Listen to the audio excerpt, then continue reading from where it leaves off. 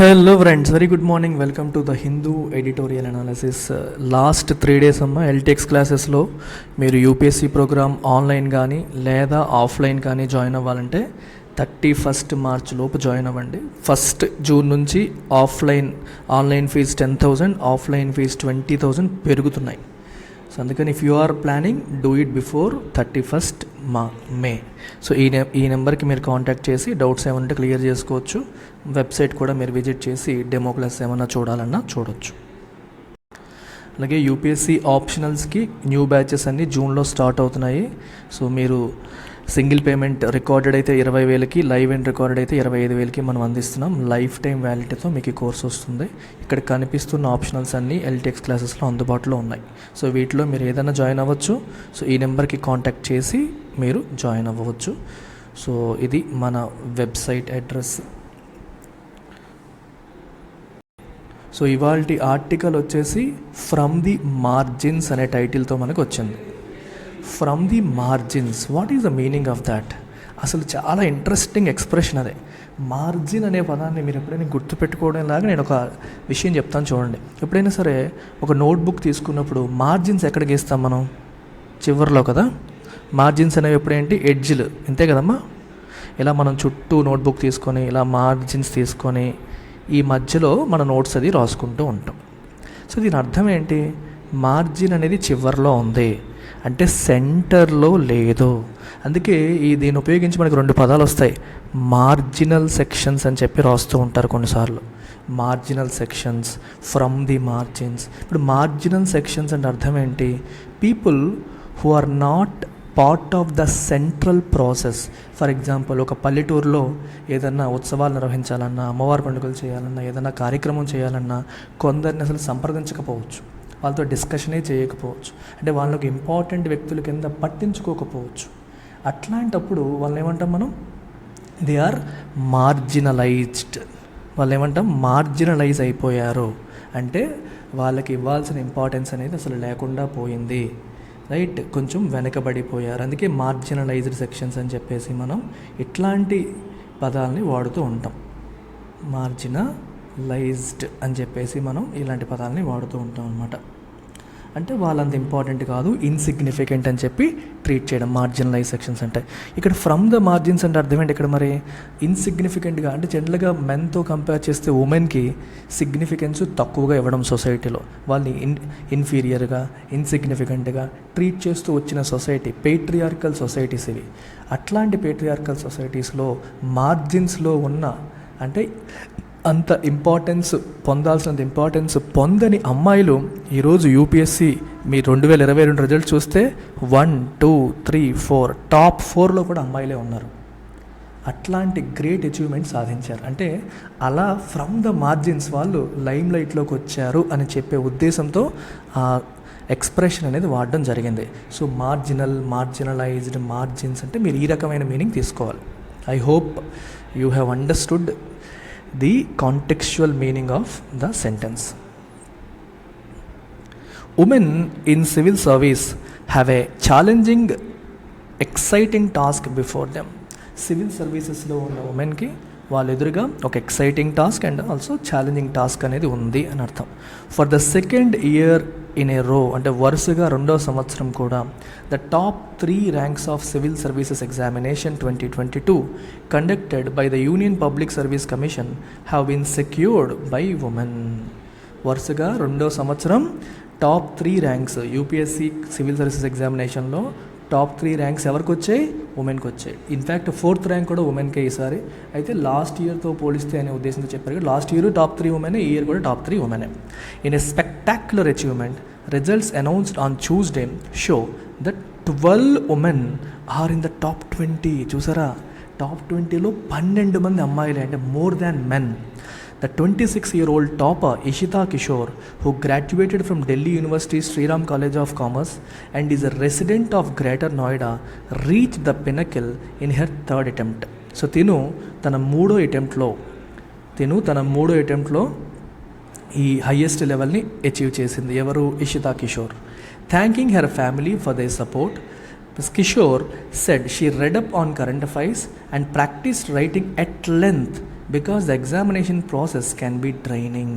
చాలా important. Examination process అనేది ఒక డ్రైనింగ్ ప్రాసెస్. మీ ఎనర్జీని, మీ రిజర్వ్స్ని, మీ ఓపికని మొత్తం లాగేసే ఎగ్జామినేషన్ అది. సో కాబట్టి ఇషితా కిషోర్ ఏం చేసింది, కరెంట్ అఫైర్స్ బాగా చదువుకుంది, అలాగే ఆన్సర్ రైటింగ్ చాలా ఎక్కువగా ఎట్ లెంత్ ప్రాక్టీస్ చేసింది, చాలా ఎక్కువ రాస్తూ వచ్చింది.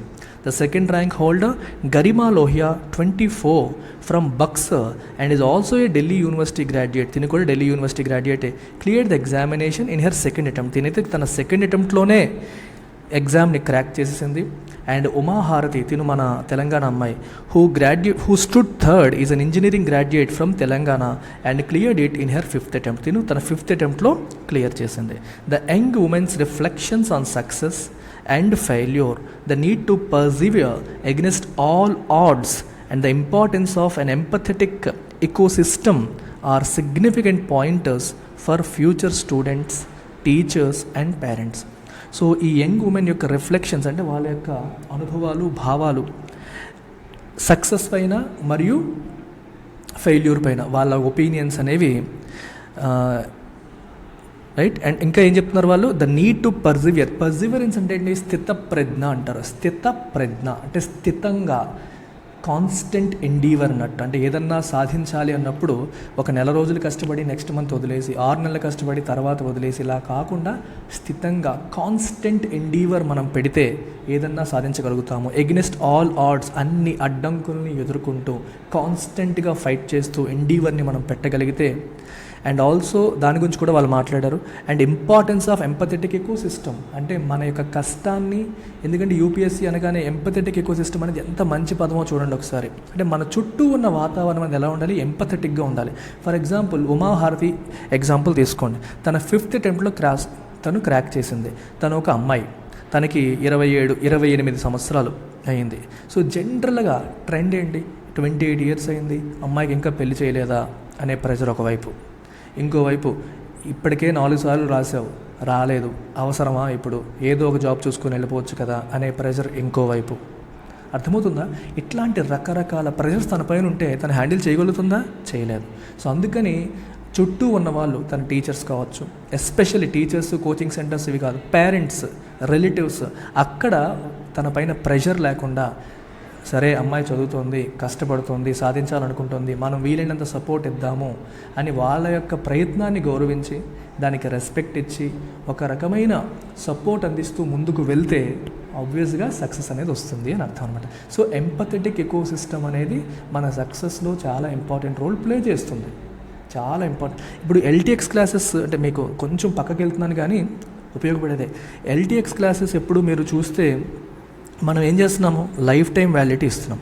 లైఫ్ టైం వ్యాలిడిటీ ఎందుకు ఇస్తున్నారు, మేము లైఫ్ టైం చదివేస్తామా, లైఫ్ టైం ఉండిపోతామా అని మీరు అనుకోవచ్చు. నా విజన్ అంటే నేను ఇచ్చేటప్పుడు నా విజన్ ఏంటి అంటే, I want to give you an ecosystem. UPSC ఆస్పిరెంట్కి యాక్సెస్ టు క్లాసెస్ కావచ్చు, టెస్ట్లు కావచ్చు, ఆన్సర్ రైటింగ్ కావచ్చు, టెస్ట్ సిరీస్ కావచ్చు, గైడెన్స్ కావచ్చు, ఇట్లాంటివి అట్ డిఫరెంట్ పీరియడ్స్ ఉంటూనే ఉంటాయి. స్టార్టింగ్లో ఎన్సీఆర్టీస్ అని, కొంచెం క్లియర్ అయిన తర్వాత ఆన్సర్ రైటింగ్ అని, అంతకుముందు టెస్ట్ సిరీస్ అని, at different levels of their preparation they will need different kinds of support. ఆ సపోర్ట్ అనేది ఇన్స్టిట్యూట్ ఎప్పటికీ అందిస్తూ ఉంటుంది, జాబ్ తెచ్చుకునేంత వరకు అందిస్తూ ఉంటుంది. అది 2 ఏళ్ళు కావచ్చు, 3 ఏళ్ళు కావచ్చు, 4 ఏళ్ళు కావచ్చు, 5 ఏళ్ళు కావచ్చు. అలాంటి ఎకో సిస్టమ్ ప్రొవైడ్ చేయడం అనేది ఇన్స్టిట్యూట్ సర్వీసెస్ ప్రొవైడర్గా నా యొక్క రెస్పాన్సిబిలిటీ అని భావించి లైఫ్ టైం వ్యాలిడిటీ అనేది పెట్టడం జరిగింది. సో అలాగే 2020లో జాయిన్ అయిన వాళ్ళు 21, 22 ఇప్పటికీ కోర్సెస్ని యాక్సెస్ చేయగలుగుతున్నారు, డిఫరెంట్ కాంపిటేటివ్ ఎగ్జామ్స్ని రాయగలుగుతున్నారు. పేరెంటల్ ఎకో సిస్టమ్ నేను రెప్లికేట్ చేయలేను, అది నేనేమి చేయలేను. కానీ ఇన్స్టిట్యూట్ పరంగా, సబ్జెక్ట్ పరంగా, మీకు పెడగాజీ పరంగా, డౌట్ క్లియరింగ్, వీటి పరంగా అవసరమైన entire support through out the preparation of your life. అది 3 ఏళ్ళ, 4 ఏళ్ళ, 5 ఏళ్ళ డిపెండ్స్, ఎన్నాళ్ళు పడుతుందో తెలియదు. అన్నాళ్ళు కూడా ఆ సపోర్ట్ అనేది ఉండాలి అనే ఆలోచనతో, విజన్తో మనం ఈ లైఫ్ టైం తీసుకురావడం అనేది జరిగిందనమాట.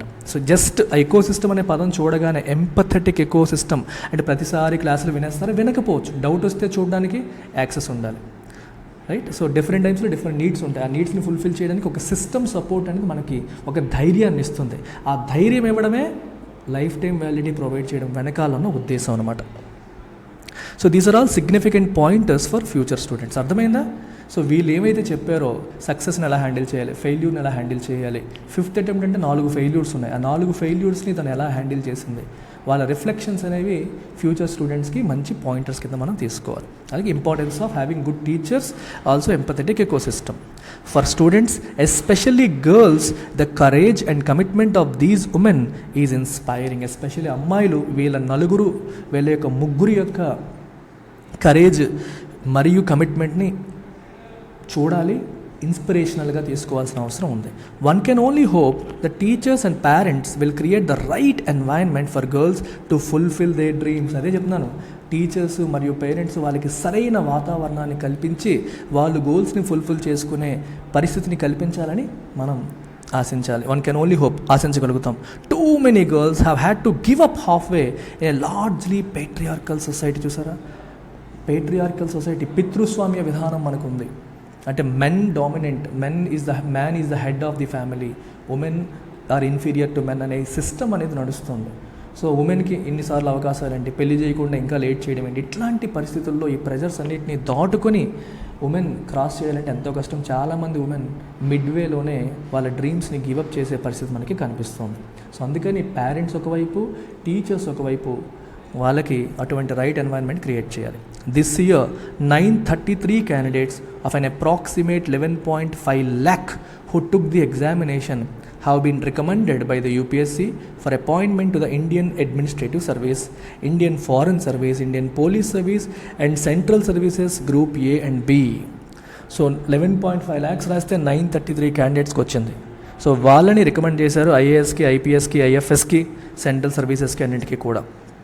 అయితే 63% అంటే 933లో 588 candidates are from the economically weaker sections, other backward classes, scheduled tribes, scheduled caste categories. మనకి open category, OBC, EWS, SC, ST ఉంటాయి. ఓసీ కాకుండా రిమైనింగ్ కేటగిరీస్ అన్నీ కలిపి 63% ఉన్నారు. This should help fill the gaps in policy in key sectors such as education and health for the needy. అవసరంలో ఉన్న వాళ్ళకి అవసరమైన ఎడ్యుకేషన్ లేదా హెల్త్ ఆస్పెక్ట్స్లో గ్యాప్స్, పాలసీ గ్యాప్స్ ఉన్నాయి. పాలసీ గ్యాప్స్ అంటే ఇప్పుడు జనరల్గా ఏంటంటే ఎందుకు ఈ కింది కేటగిరీస్ వాళ్ళు ఎక్కువ మంది వచ్చారనే పాయింట్ ఎంఫసైజ్ చేస్తున్నారంటే, నొప్పి తెలిసిన వాడికే దానికి వైద్యం చేయాలి, దానికి మందు వేయాలన్న ఆలోచన వస్తుంది. ఎవరైతే ఎస్సీ కమ్యూనిటీ నుంచి వచ్చారో వాళ్ళు ఫేస్ చేస్తున్న ప్రాబ్లమ్స్ ఏంటి, వాళ్ళు ఏంటైతే సమస్యలు, అంటే ఈ అమ్మాయి కూడా అవన్నీ ఫేస్ చేసి ఉండొచ్చు కదా, తనకి తెలుస్తుంది. సో తను ఒక్కసారి ఐఏఎస్ అయిన తర్వాత, పాలసీ మేకర్ అయిన తర్వాత తను పడ్డ బాధలు, కష్టాలు వేరే వాళ్ళు పడకూడదు అంటే పాలసీలో, విధానంలో ఎటువంటి మార్పులు తీసుకురావాలి, ఏ రకమైన అవకాశాలు వాళ్ళు కల్పించాలి అనే ఆలోచన వస్తుంది. అలాగే if you're an ST, you will more likely to empathize with ST rather than an OC. అంటే ఓసీ కంటే కూడా ఒక ఎస్టీయే ఇంకొక ఎస్టీని ఎంపథైజ్ చేయగలుగుతారు, అంటే వాళ్ళ కష్టాలను అర్థం చేసుకోగలుగుతారు. అలా డిఫరెంట్ ఎకనామికల్గా వీకర్ సెక్షన్ నుంచి వచ్చిన వాడే వీకర్ సెక్షన్ ఫేస్ చేస్తున్న ప్రాబ్లమ్స్ పైన సరైన అవగాహన అనేది ఉంటుంది. సో వీళ్ళంతా పాలసీ మేకర్స్ అయితే ఈ నీడీకి అవసరమైన పాలసీస్ వాళ్ళు గ్యాప్స్ ఏమున్నాయో ఐడెంటిఫై చేసి వాటిని ఫుల్ఫిల్ చేస్తారనేది ఇక్కడ hope. For all the success in the class room, the students will now have to test there strength on the field. Class room success సాధించారు, నౌ వాళ్ళు ఏం చేయాలి, ఇప్పుడు ఫీల్డ్కి వెళ్ళి ఈ సక్సెస్ని రెప్లికేట్ చేయాలి. In a country as diverse as India, the challenges are different every few kilometers. ప్రతి కిలోమీటర్కి మనకి ఛాలెంజెస్ మారిపోతాయి. ఆంధ్రాలో ఉన్న ఛాలెంజెస్ వేరు, తెలంగాణలో వేరు, కర్ణాటకలో వేరు, జిల్లాకి, ప్రాంతానికి మారిపోతూ ఉంటాయి. కమ్యూనిటీకి ఛాలెంజెస్ మారిపోతూ ఉంటాయి. They may have to contend with hate, violence, prejudice, discrimination and other adverse circumstances. వాళ్ళంతా దేంతో పోటీ పడాలి? హేట్, వైలెన్స్, ప్రిజుడైస్ అంటే ప్రికన్సీవ్డ్ నోషన్, అంటే వాళ్ళని ముందే ఒక ఒపీనియన్తో చూడడం, పక్షపాత ధోరణంతో వాళ్ళని ట్రీట్ చేయడం. డిస్క్రిమినేషన్, వివక్ష చూపించడం. ప్రిజుడైస్ అంటే మైండ్లో, ప్రిజుడైస్కి డిస్క్రిమినేషన్కి డిఫరెన్స్ ఏంటంటే, సో ప్రిజుడైస్ అంటే having a preconceived notion, having a preconceived అంటే ముందే ఫామ్ చేసుకున్న భావన. For example, you are a person from open category and you are seeing a person from SC లేదా ఎస్టీ అనుకోండి. సో వీళ్ళని చూసినప్పుడు you might have a negative opinion or negative notion నీకు ఉండొచ్చు. ఆ నెగటివ్ నోషన్ నీకుంటే దాన్ని ప్రిజుడైజ్. అంటే నీకు ముందే ఒక ఒపీనియన్ ఫామ్ చేసుకున్నావు. లేదా you are a Hindu and you are looking at a Muslim, వాళ్ళని చూసినప్పుడు నీకు ఒక ముందే అబ్బా ఈ ముస్లిమ్స్ ఇలాంటి వాళ్ళు అని నువ్వు ముందే ఒక ఒపీనియన్ మైండ్లో ఫ్రేమ్ చేసుకున్నావు. ఆ ఒపీనియన్ని మనం ఏమంటాం, ప్రిజుడైజ్ అంటాం. సరే మరి వాట్ ఈజ్ డిస్క్రిమినేషన్ సార్, మరి ప్రిజుడైజ్కి డిస్క్రిమినేషన్కి డిఫరెన్స్ ఏంటి, మరి డిస్క్రిమినేషన్ కూడా అదే కదా అని మీరు అనొచ్చు. డిస్క్రిమినేషన్ ఏంటి అంటే మైండ్లో నీకు ఒపీనియన్ ఉన్నా సరే నువ్వు బయటికి చూపించకపోతే అది డిస్క్రిమినేషన్ కాదు. అదే నువ్వు బయటికి చూపించావనుకో, వీళ్ళని తక్కువ చేసి మాట్లాడావనుకో, వాళ్ళని దూరం పెట్టావనుకో, వాళ్ళతో నువ్వు కలవకుండా దూరంగా ఉన్నావనుకో, so you are exhibiting your prejudice in behaviour. Prejudice plus action అంటే ఇన్ రియల్ లైఫ్లో నీ బిహేవియర్లో చూపించినప్పుడు అది డిస్క్రిమినేషన్ అవుతుంది. మీకు అర్థమవుతుందా? ప్రిజుడైజ్ అంటే having it in your mind while when you are showing it to them directly, దాన్ని ఏమంటాం, డిస్క్రిమినేషన్, వివక్ష చూపించడం అని చెప్పేసి అంటాం అనమాట. అండ్ అదర్ అడ్వర్స్ అంటే ఏంటి, నెగిటివ్. అడ్వర్స్ అంటే కష్టం కలిగించే, ఇబ్బంది కలిగించే సర్కమ్స్టాన్సెస్ని వాళ్ళు హ్యాండిల్ చేసుకోవాలి, వాటన్నిటిని కంటెంట్ చేయాల్సిన అవసరం, ఫైట్ చేయాల్సిన అవసరం ఉంది, ఫైట్ చేయాల్సిన పరిస్థితులు వాళ్ళకు ఉన్నాయి. The trail blazers in the IAS, many of them are women, had their first postings, as is the norm in rural or semi-urban areas, and by keeping their ear to the ground, picked the issues they would campaign for, like the right to education for children, to give just one example. Trail blazers in the IAS. Who is a trail blazer? Trail blazer అంటే ఎవరైతే దారి వేస్తారో, ఎవరైతే ఒక కొత్త పాలసీని తీసుకొస్తారో, for example right to education, right to health, లేదా మనకి రైట్ టు ఫుడ్కి సంబంధించి మనకి మన్రేగా, లేదా రైట్ టు వర్క్, ఇట్లాంటి కొత్త పాలసీలను ఎక్కడి నుంచి వస్తున్నాయి? ఒక IAS ఆఫీసర్ తీసుకొచ్చినవే కదా. అంతకుముందు లేనిది తీసుకొచ్చేవాడే ట్రైల్ బ్లేజర్. ట్రైల్ అంటే ఏంటి, దారి. సో దారి వేసేవాళ్ళు, ముందుండి నడిపించేవాళ్ళు, మీకు అర్థమవుతుందా? ముందుండి నడిపించేవాళ్ళు, దారి వేసేవాళ్ళు, డిఫరెంట్ ఛాలెంజెస్ని ఓవర్కమ్ చేసి ముందుకు వెళ్ళేవాడిని మనం ఏమంటాం, ట్రైల్ బ్లేజర్ అని చెప్పేసి అంటాం. చాలా చాలా important. A person who is the first to do something, and innovator అని అర్థం. ఈ IASలో ఉన్న ఈ ట్రైల్ బ్లేజర్స్ అందరూ, many of them are women trail blazers అందరూ, వాళ్ళందరికీ ఫస్ట్ పోస్టింగ్ ఎక్కడ పడింది? జనరల్గా నామ్ ఏంటి, రూరల్ సెమీ అర్బన్ ఏరియాస్లో వేస్తారు. And by keeping the ear to the ground అంటే అర్థం ఏంటి, అక్కడ ఏం జరుగుతుంది, గ్రౌండ్ లెవెల్ సిచ్యువేషన్ని వాళ్ళు అర్థం చేసుకుని, keeping the ear to the ground అంటే గ్రౌండ్ లెవెల్ సిచ్యువేషన్ పైన పూర్తి అవగాహన పెట్టుకొని, pick the issues they would campaign for. ఏ ఇష్యూని మనం హ్యాండిల్ చేయాలి, ఏ ఇష్యూ పైన మనం ఫైట్ చేయాలి, దేనికోసం మనం కొత్త పాలసీ ద్వారా దాన్ని ఓవర్కమ్ చేయడానికి ట్రై చేయాలని చెప్పి ఇష్యూస్ని పికప్ చేసుకున్నారు. Like the right to education for children, to give one example. అంటే ఇక్కడ ఏమవుతుందంటే, ఇంతకుముందు గొప్ప పనులు చేసిన IAS ఆఫీసర్స్ అందరూ ఎట్లాంటి వాళ్ళు వాళ్ళ ఫస్ట్ పోస్టింగ్ని సరిగ్గా ఉపయోగించుకున్నారు. ఆ పోస్టింగ్లో వాళ్ళు ఒక రూరల్ ఏరియాస్లో, ఒక సెమీ రూరల్ ఏరియాస్లో, అర్బన్ ఏరియాస్లో పోస్టింగ్ పడినప్పుడు గ్రౌండ్ లెవెల్ ఇష్యూస్ పైన ఒక అవగాహన తెచ్చుకొని, తర్వాత వాళ్ళకి ఎక్స్పీరియన్స్ వచ్చిన తర్వాత మెయిన్ సెంట్రల్ పోస్టింగ్స్ పడినప్పుడు, పాలసీ మేకింగ్లోకి వాళ్ళు వెళ్ళినప్పుడు గ్రౌండ్ లెవెల్లో అర్థం చేసుకున్న వాటన్నిటిని తీసుకొచ్చి విధానపరమైన నిర్ణయాలు చేసేటప్పుడు ఈ ఫీడ్బ్యాక్ని ఇవ్వడం ద్వారా కొత్తవన్నీ తీసుకొచ్చారు. Right to education is one example అని చెప్తున్నారు. మీకు ఏంటంటే IAS ఆఫీసర్ మీరు అయిన తర్వాత మీకు ఎప్పుడు కూడా ఫస్ట్ ఏమవుతుందంటే రూరల్, సెమీ అర్బన్, ఇక్కడ మీకు పోస్టింగ్స్ పడతాయి. చాలామంది ఏమనుకుంటారంటే, తెలియని వాళ్ళు లైఫ్ లాంగ్ మనం కలెక్టర్గా ఉండిపోతాము, జిల్లా కలెక్టర్గా ఉండిపోతాం అనుకుంటారు. నో, ఒక IAS ఆఫీసర్గా మీరు పనిచేసినప్పుడు స్టార్టింగ్ కొన్ని సంవత్సరాలు మాత్రమే మీరు ఇలాగా డిస్ట్రిక్ట్ కలెక్టర్స్గా పనిచేస్తారు. అది రూరల్, సెమీ అర్బన్ డిఫరెంట్ ఏరియాస్లో పనిచేస్తారు. మీకు సఫిషియంట్ ఒక 4-5 ఇయర్స్ అలా ఎక్స్పీరియన్స్ వచ్చిన తర్వాత మీరు సెక్రటేరియట్లోకి వెళ్ళిపోతారు. సెక్రటేరియట్లోకి, డిఫరెంట్ మినిస్ట్రీస్లోకి మీకు పోస్టింగ్స్ పడతాయి. అక్కడ మీరు అందులోకి వెళ్ళి you will be part of policy making అనమాట. So that is what is needed. సరైన విధానాలను తయారు చేయడం దేశ అభివృద్ధికి, అభ్యున్నతికి కావాల్సినవి. సో ఇనీషియల్ స్టేజ్లో గ్రౌండ్ లెవెల్లో వర్క్ చేసి అర్థం చేసుకొని ఆ నేర్చుకున్న దాంతంతా తర్వాత పాలసీ మేకింగ్లో ఉపయోగిస్తారనేది మీకు చెప్తున్నాం అనమాట. As women civil servants forming the steel framework of the administrative system, they may have to work under pressure, but they service will be vital for the well being of young India, especially women who often find themselves on the margins. చెప్పాను, on the margins అంటే people who are generally not treated as equivalents, ఇన్సిగ్నిఫికెంట్గా treat చేయబడుతున్న women అందరికీ కూడా వీళ్ళు ఉపయోగపడతారు. ఈ women civil servants అందరూ కూడా ఉమెన్ సెంట్రిక్ పాలసీస్ తీసుకొచ్చి ఉమెన్ని డెవలప్ చేయడానికి అవసరమైన వర్క్ అనేది చేయడం ద్వారా, వాళ్ళు ఇంకా ఎంకరేజ్ చేయడానికి అవసరమైన వర్క్ అనేది చేయడం ద్వారా ఆన్ ది మార్జిన్స్ ఉండిపోయిన అమ్మాయిలందరికీ అవకాశాలని కల్పించి రైట్ వాళ్ళకి యంగ్ ఇండియాకి ఒక ఇన్స్పిరేషన్గా నిలబడగలుగుతారు. సో ఆబ్వియస్గా వాళ్ళకి చాలా ఛాలెంజెస్ ఉంటాయి, కానీ it's very very important that they stood up their challenges and then help the young India, especially women on the margins అని చెప్పి మనకి అక్కడ కనిపిస్తుంది. గ్రూప్ 1కి నోటిఫికేషన్ అతి త్వరలో ఏపీపీఎస్సీలో రాబోతుంది ఆంధ్రాలో. సో దానికి మనకి ఆన్లైన్ మరియు ఆఫ్లైన్ రెండు వైపుల నుంచి మనం అందిస్తున్నాం.